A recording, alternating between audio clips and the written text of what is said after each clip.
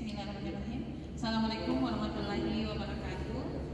Yang terhormat Bapak Pengawas dan Kepala Sekolah Ibu Kabupaten Mamasa, yang terhormat Ibu Fasilitator kami, Ibu Hasnawati, yang saya cintai dan saya banggakan, teman-teman CGP Angkatan 8 Kabupaten Mamasa.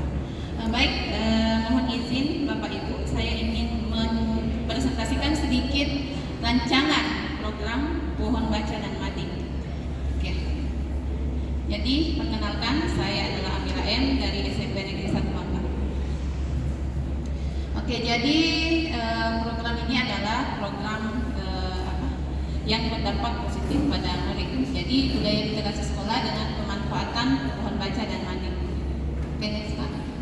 Jadi kegiatan ini atau program ini itu dilatar belakangi oleh kurangnya minat baca peserta didik. Hal ini dapat dilihat dari rapor pendidikan, ya. Kami sudah mengadakan IRB, identifikasi refleksi benahi, di rapor pendidikan kami, dan terbukti bahwa memang dari segi literasi kami masih kurang. Jadi di rapor pendidikan sendiri Bapak Ibu ada 3 hal yang menjadi penilaian peserta didik. Yang pertama literasi, yang kedua numerasi, dan yang ketiga itu adalah karakter. Oke, tujuan dari program ini itu yang pertama, program ini itu untuk meningkatkan yang pastinya minat baca peserta didik, kemudian menumbuhkan budaya gemar membaca. Jadi tidak hanya senang, tapi ada budaya, ada motivasi internal dari siswa untuk membaca. Kemudian yang ketiga, memperkaya wawasan dan pengetahuan, kemudian meningkatkan kreativitas peserta didik. Oke, jadi deskripsi program. Jadi program Pobami ini adalah program merupakan kegiatan membaca yang melibatkan siswa dari perancangan hingga pemilihan topik sesuai dengan minat, bakat, dan gaya belajarnya. Jadi di sini ada diferensiasinya Bapak Ibu. Kemudian kegiatan ini diharapkan mampu diharapkan mampu meningkatkan minat baca peserta didik dengan memanfaatkan pohon baca dan mading. Nah, jadi Bapak Ibu, kegiatan ini itu dilaksanakan setiap hari Sabtu di awal jam pelajaran. Jadi di hari Sabtu ini adalah hari kelima kami, tapi saya ingin gunakan 1 jam pelajaran untuk kegiatan Pobami ini. Nah, kemudian setelah peserta didik membaca, itu diharapkan dia mampu membuat sebuah karya, baik itu pantun, puisi atau poster, kemudian karikatur. Kemudian di hari Seninnya setelah selesai membaca itu ada kegiatan setelah upacara, itu kegiatan namanya uji literasi. Di situ peserta didik akan mempresentasikan hasil karyanya seperti itu. Kemudian ditempel di sebuah mading. Jadi kami punya mading di sekolah. Jadi mading di sekolah. Oke, next Pak. Nah, dari segi kepemimpinan siswa, dari segi suara sendiri itu melibatkan peserta didik mengenai rancangan pohon baca. Jadi semua hal yang berhubungan dengan program ini adalah dari peserta didik, baik itu dari segi rancangan, dari segi pemilihan topik buku yang ingin mereka baca, dari segi karya yang ingin mereka buat. Oke, seperti itu. Ya, sama dari segi pilihan, jadi memberikan kesempatan kepada mereka untuk memilih topiknya. Kemudian dari segi kepemilikan itu memajang hasil karya yang dipresentasikan dan saling memberikan masukan terhadap hasil karya yang telah ia presentasi. Kemudian aset yang dimanfaatkan tentunya modal manusia. Di sini ada siswa, guru, kepala sekolah, staf, dan kemudian modal fisik itu ruang kelas dan pojok baca. Jadi di setiap kelas di sekolah kami itu sudah ada pojok bacanya. Kemudian modal sosial, kolaborasi dengan komunitas belajar. Jadi Bapak Ibu, komunitas belajar kami itu adalah komunitas IKM SMP Negeri 1 Bambang. Alhamdulillah sudah terdaftar di BMM sebagai komunitas penggerak angkatan 6, dan kami selalu mengadakan pertemuan rutin tiap hari Sabtu. Setelah itu modal finansialnya itu dari dana BOS. Jadi tantangan di sini mungkin itu satu, ketersediaan buku-buku yang sesuai dengan minat. Banyak buku di sekolah kami, tapi dari hasil identifikasi ternyata masih banyak buku yang tidak terakomodir oleh minat dan gaya belajar siswa. Kemudian yang terakhir, menumbuhkan kepercayaan diri siswa pada saat presentasi kan hasil karya dari membaca. Ini mungkin seperti ini rancangannya, ada pohon bacanya, kemudian siswa mempresentasikan, setelah itu akan ditempelkan di mading. Oke, mungkin itu saja program dari saya. Saya mengucapkan terima kasih kepada Kemendikbud yang telah memberikan saya kesempatan untuk lulus dalam program ini yang sangat luar biasa, mengubah mindset dan pola pikir saya sendiri sebagai guru. Tentunya awalnya saya hanya berpikir bahwa seorang guru itu hanya bagaimana cara yang menuntaskan kurikulum, seperti itu. Setelah saya mengikuti guru penggerak, ternyata ada hal yang lebih esensial, yaitu bagaimana caranya kita akan bisa memenuhi kebutuhan belajarnya murid dari segi gaya belajar, minat, dan profil belajar murid. Kemudian dari BGP Sulpat juga saya mengucapkan terima kasih yang telah memfasilitasi kami selama kurang lebih 6 bulan dalam pendidikan guru penggerak ini.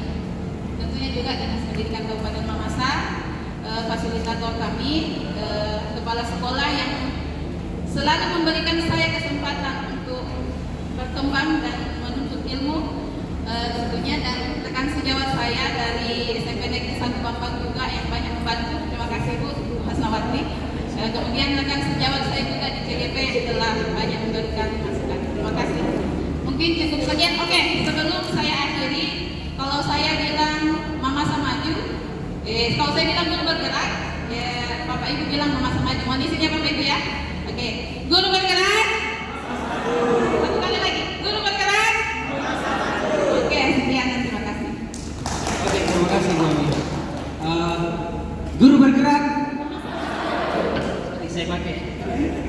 Oke, terima kasih Bu Amira. Tadi programnya Pobami, Project Baca dan Mading. Bagaimana kemudian paling menonjol tadi atau yang paling saya lihat adalah keterlibatan seorang murid dalam menyusun atau dan memilih bacaannya dan mempresentasikan. Saya pikir akan ada pertanyaan dari rekan pengawas dan Bapak Ibu Kepala Sekolah. Mungkin dipersilakan Pak.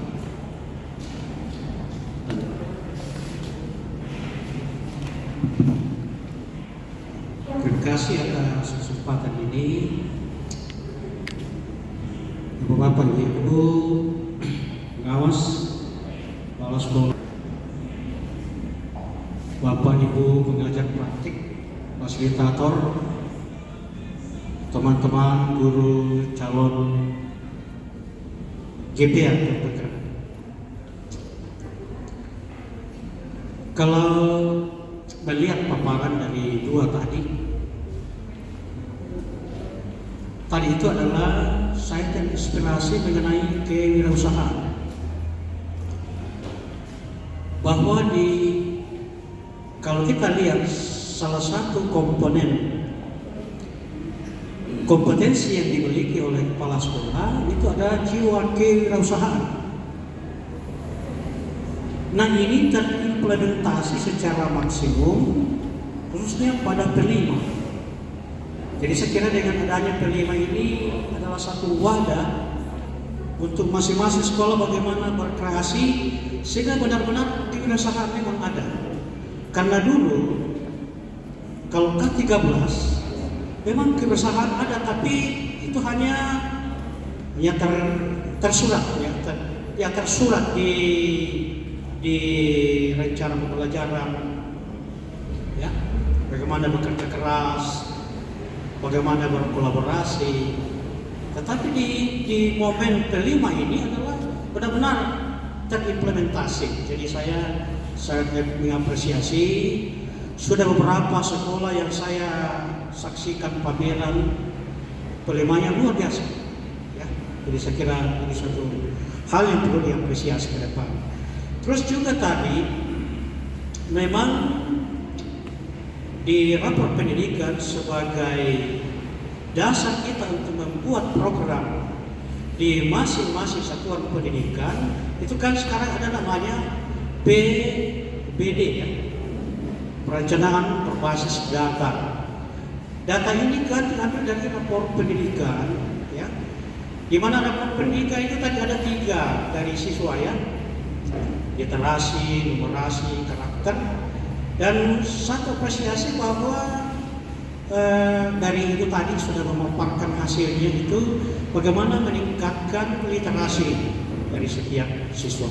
Jadi saya kira ini bagus. Nanti juga tentu kalau ini bisa diterapkan di masing-masing sekolah nantinya, ya tentu yang calon guru penggerak masuk sekolah penggerak bisa diumbaskan ke teman-teman guru yang lain, sehingga kita harapkan bahwa lapor pendidikan dari tahun ke tahun, tingkat satuan pendidikan, tingkat kabupaten, tingkat provinsi semakin meningkat.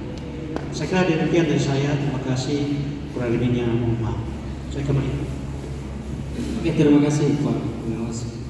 Yang disampaikan tadi langsung menyinggung dua rekan CGP terkait dengan kewirausahaan, dan yang berikut terkait dengan PBD.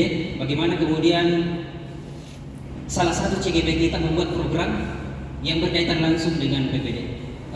Saya pikir tidak ada pertanyaan, tapi mungkin ada ingin yang disampaikan juga dari Bu Amira, kemudian ditutup dan kita langsung pada ronde berikutnya. Baik, terima kasih Pak.